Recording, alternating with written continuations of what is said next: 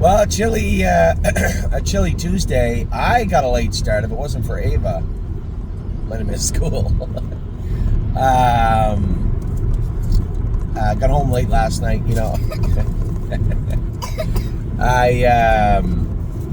That was the other reason I was up a little bit late. I never got home till a little after 1 o'clock in the morning last night. The roads again, shockingly enough, through Buffalo and into Erie were not treacherous, but it was blowing snow, and the roads had some accumulation on them, so a blizzard must have just blown through. Man, that place is always so bad. It's just a perpetual snowstorm in Buffalo and Erie. Thank you, Captain Obvious. It's from the lake. I'm well aware. Thank you. So yeah, I didn't get home till 1 o'clock in the morning, and I was going to do a video last night. As you can imagine, I may have been I was not in a video mood last night. I know that James got stuck in a bad place with Trevin, but, and this is all hindsight stuff. James being James, he always just assumes he's going to get out, I assume. But at that point when Eddie left in him, now granted, James was the 3-2 favorite, and Eddie was the longest shot on the board. You have three options. You can, I guess, the most political way to do it at that point. Now, Dougie knew what he was doing. Dougie stretched James, so James would have to stretch, Eddie and make a decision. If he cuts him loose, he either has to remove or sit, move him in the last turn, or not move at all. Now, I think all of the options James had last night, listen, James is the best driver in Canada. That is undisputed the last 4 years in a row. But he is still human. And last night was, of all the options he had, he chose the mere mortal, the wrong one. 3 going into the first turn would have been let Eddie go, hope that Dougie let him go, and move Drebin to the front. That would have been the easiest way to do it. But Dougie put him in a tough spot, so James pushed forward. At that point, he said 2 more choices. 3, actually. Let Eddie go and remove, let Eddie go and stay, or just park Eddie. I think we don't have to discuss which one Anthony would have parked, would have picked, but I'm not James, right? And at the end of the day, I'm sure he would love to have it back again. I think we all would, but we don't get that option. It's horse racing. He opted to roll the dice that Eddie would get him to the head of the lane without too much pressure. He would get out either. I think if whoever was coming came just a hair slower, and James would have moved, likely. It just turned out that he was in a spot where somebody was advancing before the turn, virtually. And they got to James at the start of the turn. And James decided, that horse isn't coming that hard. Surely Eddie can get me to the head of the lane where he can either move over or I can wiggle out, like I've done a million times. It just didn't happen that way. Now, in the moment, I was not fit to do a video. I was. How'd you know that? Did you watch it with Mommy? Then how'd you know?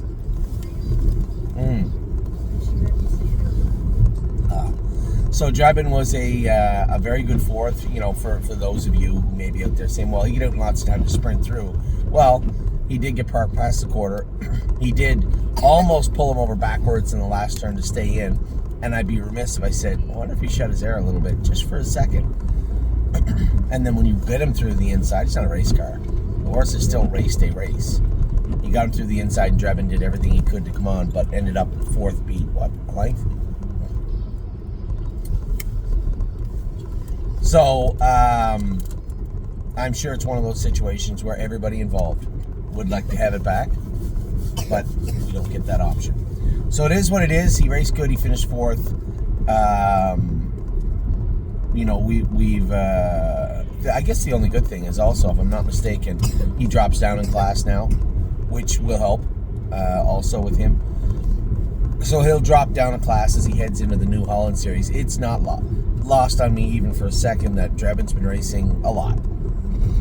5 starts this year, going on a 6th start last night, I believe, as we're in the middle of February. Hasn't missed that many weeks and didn't miss many last year either.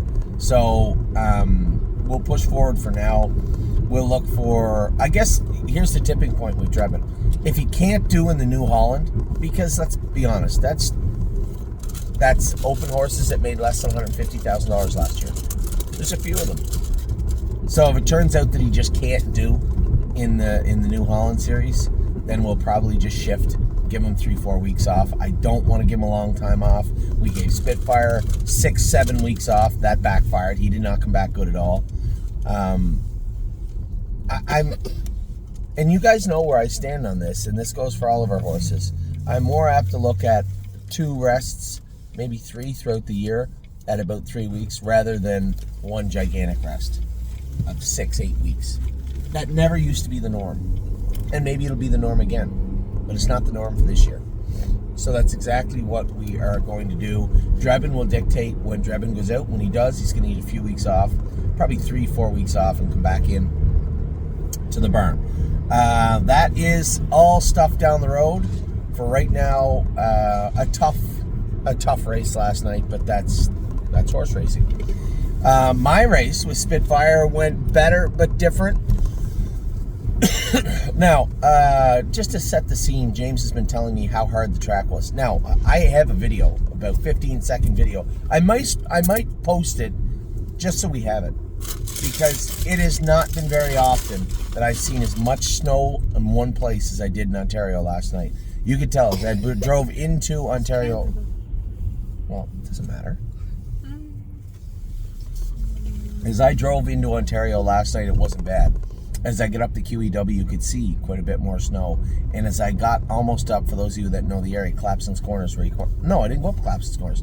I come down the 407 and up the Guelph Line Hill. And as soon as I turned down the Guelph Line, even in the tip of Burlington, where there's quite a few businesses, it's a very industrial area, city, like a well-populated area. The snow was just piled everywhere. And I mean everywhere. And I was shocked. I said, oh my God, Burlington got hit hard. But the further north I got, which now that I say it out loud, isn't that shocking. But the further north towards Campbellville, I couldn't. No, it had already fallen, honey. It was already on the ground. The snow was unbelievable, how much snow they got. I pull into Mohawk. They had gigantic mountains of snow everywhere. I could not believe how much snow had fallen on the weekend. Now, in respect to the Cleveland area, I can see the grass underneath the snow right here. We got a lot of rain and then that flash freeze, and we did get some snow. Nothing compared to what they got at Mohawk. No wonder. Not even a third. Maybe a 15th or a 10th. Not even close. I can see why they canceled Saturday at 3 o'clock. Oh my God. That was something. Anyway, I went and drove Spitfire. As I said, just to set the table for you, James had told me how hard the track had been, like rock hard with ice underneath. So Spitfire had egg bar shoes, just aluminum egg bars on them up front, and a normal full swedge behind when he left Pennsylvania. Didn't have a ton of cork on him because they don't use a ton of cork at the Meadows, I guess. He had enough, obviously, to race good. So we corked him up, put new shoes on him, and raced him. Now, you'll also note somebody messaged me and said, why'd you take Spitfire off Lasix last night? Spitfire was never on Lasix. So the last time Spitfire was on Lasix was in Ontario, right? Well, that's not true. He was in Pennsylvania as a 3-year-old. He hasn't been back to Ontario. When you go back across the border, they revert back to the way things were. And it's a good thing that Dominic and Kirby caught that. I never noticed. And he would have had to race or been scratched last night for coming off Lasix if we hadn't noticed it at the right time. They announced it in the program. The thing was, Spitfire... Hold on, honey. Here. Hey, pay attention, or I'll throw that phone out the window. Thank you. Spitfire, if you remember back when he was 3, he had that electrolyte issue, and we took him off Lasix. So he's been off Lasix. Somebody said, would you scope him last night? No, I didn't, because I don't want to scope him. Because if there's a tiny bit of blood in there, I'm going to be tempted to put him back on Lasix, right? And that's what Dominic said too. He said, well, he raced good. I said, yeah. But here's the thing. The track wasn't hard last night. They actually had it in good shape. And then I remember they always had a snow fence in Mohawk and Woodbine. I never understood why until you understand why. It was just an orange fence, just a cheap little plastic fence that went around the down to the ground and was about 4 feet high, maybe. But it was important because it did exactly what it is. The snow fence, it kept the blowing snow mitigated, right? And in the last turn where everything was blowing in, it was a little bit deep. That's why you're seeing those slow miles. The last turn is deep. And I don't think there's anything I can do about it, right? Because as soon as you scrape it, if there's any wind, as soon as you scrape it off, it's still going to blow snow back onto the track. And the ship has sailed on the snow fence. You're not hammering anything into the ground right now. It is cold. So Spitfire got away okay. Yeah, a couple of people mentioned also that his hobbles were tight. They were tight last night. I did tighten them up a couple of holes because when I warmed him up, he was a little shuffly. He's been his whole life. When he's really good, he's really good. When he's good, he's pretty good. And when he's not awesome, he can be horrible sometimes. I got away third. He felt a little shuffly. I know I was surprised. James dropped in the 3-hole, and I don't know whether he was waiting for me to move or he was just taking his time. Either way, it didn't matter. I wasn't coming with the Spitfire out of the 2-hole. I stayed there. James moved to the front. It looked like he was a winner. Trevor came first over and blew right by him down the lane. And Spitfire was closing in. Now, it's a weird line to look at. It's like 57. You know, he trotted 58. That's the same speed that Drebin trotted. You're right.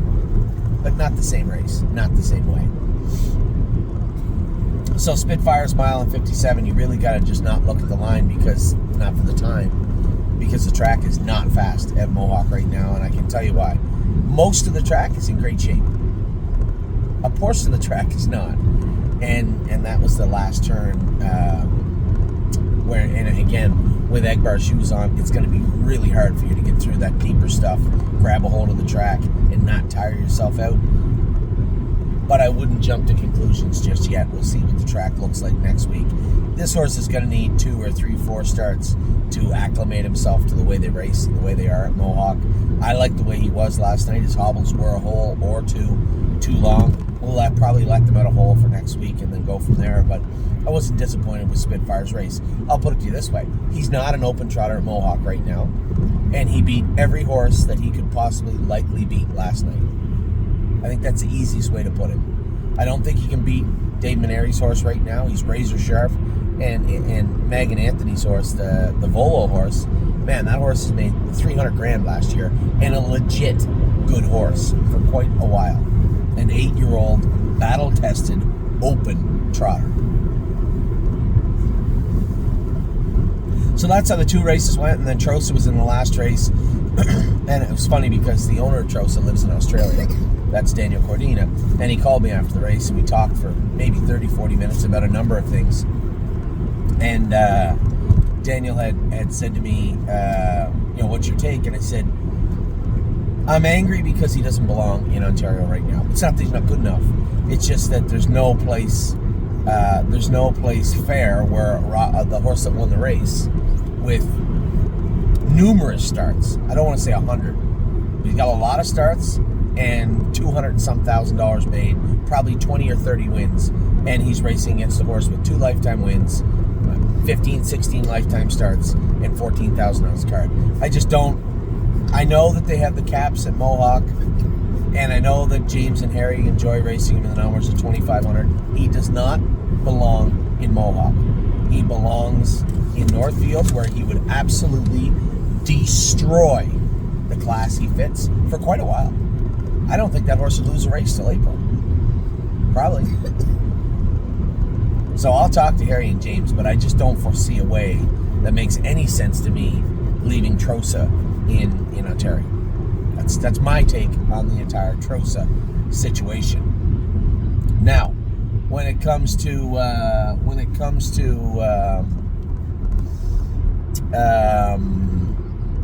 today, it is freezing cold out. I just suck up. Freezing cold out here in Ohio. It's freezing cold everywhere. It was freezing cold last night. Yeah, it's not cold in Mexico. You're right. And Poopa, Canada. Yeah, no, it's not cold there either. But we do have a couple horses to race tonight. I am, even though it is cold, I'm eager to race Amarillo and Dancing by myself. I think both horses will do well tonight. Both horses trained very well the other day, so I'm interested to see how they do today. And then we have racing throughout the rest of the week. The only downside was, looks like money didn't get in. I was worried about that. I think the best course of action for looks like money would be, and now that I say it out loud, we could have entered looks like money and Spitfire into the New Holland, but neither were on my radar to venture back to Canada at the time. We can't have a ton of horses in there anyway. I think Drebin is doing just about as good as anybody right now. So, looks like money will either race at the Meadows. You know, there was that voice in my head last night that says, okay, hold on, I know how to fix this. What you do is you bring Spitfire back over to the Meadows and you enter looks like money at Miami Valley next week. And I know a lot of our clients, a lot of my partners are like, oh, I'd love to see looks like money at Miami Valley. I'll reiterate as I did last week, be careful what you wish for. It's a different track, a different surface, a long truck, and quite frankly, there's no gimmies there, right? Anytime you have the most money in the area, you have the best horses in the area. It's not that looks like money couldn't do, but don't think for a second that you're going to waltz into Miami Valley and just, they're going to be like, oh my God, looks like money's here. No. He's a nice horse and he's racing great. And I'd like to keep him racing, but he's raced 5 weeks in a row, I believe, for the most part. He can get a week off, and then we'll decide what we're doing after that. I think the fair thing to do for him would be to re-enter him at the Meadows. If the Open at the Meadows doesn't go, then that's it. We forego the Meadows, and we start entering the horse at Miami Valley. And before you say, well, can you get around Northfield? The answer is absolutely not. You cannot, nor do I want him on a half-mile track. So, looks like money, we will... and I think, here's the thing.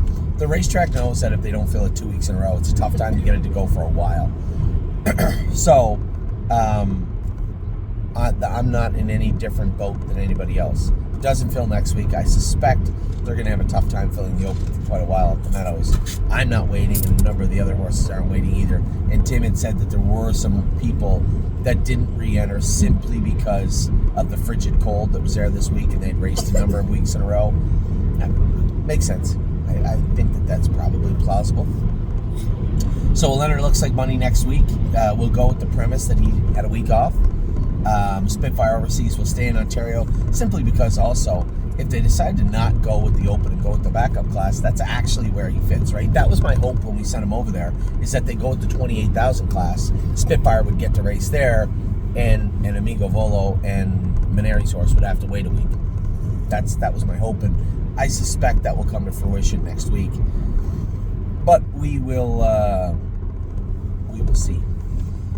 So, with that, yes. What do you mean 2 Volo? Steady Volo's our horse. There's a ton of Volo horses. Amigo Volo is the horse. It's a funny story. Amigo Volo is the one that broke White Tiger's initial world record. White Tiger set a world record at 2 on a 5/8 mile track, and Amigo Volo is the one that smashed it. He didn't just beat it, he smashed it. But I think we had a mark of 55 on a 5/8 at the Poconos as a 2-year-old, which at the time was a world record. Was that the one time we went to the Poconos? No, that was for the Breeders' Crown. I remember we went to this hotel, and it was huge, and we got me earrings there because I lost mine. It's a nice hotel. It's a nice racetrack. They don't allow kids in it anymore. Oh. Yeah, that was the last year that they allowed kids in that hotel. Okay. It's connected to the casino. I don't know why. So is the one at the... Yeah, you're right. So is the one at the Meadows. But it's kind of... Anyway, I don't know why they did it, but they did it. It used to be great.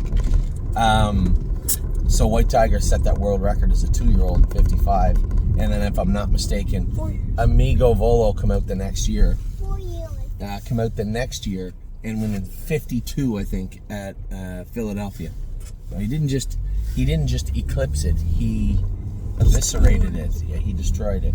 But such a good horse. He's got, I don't know, he's got a fortune made. Gotta have $700,000-800,000. He's not our horse, right? Who? Amigo Amigo Volo? No, we never had him. Anthony Hahn and Meg Crone have him. Good people. And Kian is at the barn too. You know Kian? That's Anthony Hahn's son. He's not different, very close in age to you. You've met him a lot. Mom told me we used You've to met him a lot of times. Yeah. or something. Yeah, he's a good kid. So they have Amigo Volo. So as much as I like to see him win the Open, Anthony, I would like to see the backup class go and get James on Spitfire overseas next week. So next week we're hoping for a better run. A better run. We've had him since he was a baby. We bought him since he was a baby. I know, but I feel like we've had him for at least 3 years. Try 5. Spitfire overseas hopefully drops down a class and gets James on him. And somebody said, Anthony, why would you risk going last night? First off, it's not like it was a huge risk. I don't mind the drive. Problem I had, it's the same thing I said to Anthony Hahn last night. He asked me why I was there. Spitfire gets a little shuffly sometimes. And in my mind, if you just got away last and sat there and last, he finished 5th or 6th, and I'd be mad. I wanted to get away closer and get a seam, just like I did last night, hopefully run them down. And with the track just a little bit deep, I think it just zapped a little bit of Spitfire's energy last night. I think he'll be a better horse over the next 3 or 4 starts. We will be monitoring and watching him. If he comes up a little flat next week, we will scope him. If he did bleed, he's probably leaving Ontario because I don't really want to risk putting him back on Lasix just yet. Even though he's a bigger, stronger horse, unless our hand is forced. Oh yeah, he's a giant. He's a gigantic animal. Spitfire's a big. Oh, isn't he a bay? Yeah. He's a big boy. Is he bay? No, he's brown. So with that, I will let you guys go. I hope you're having a good day. If the weather's anything like this, stay indoors, stay bundled up.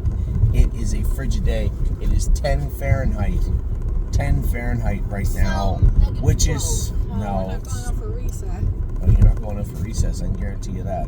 It's a bitter one. It's a cold one today. I'm going to do what I can to stay off the track other than racing tonight, but we'll see how that goes in just a minute. So take care, but as I said, bundle up, stay warm. I will talk to you all very soon.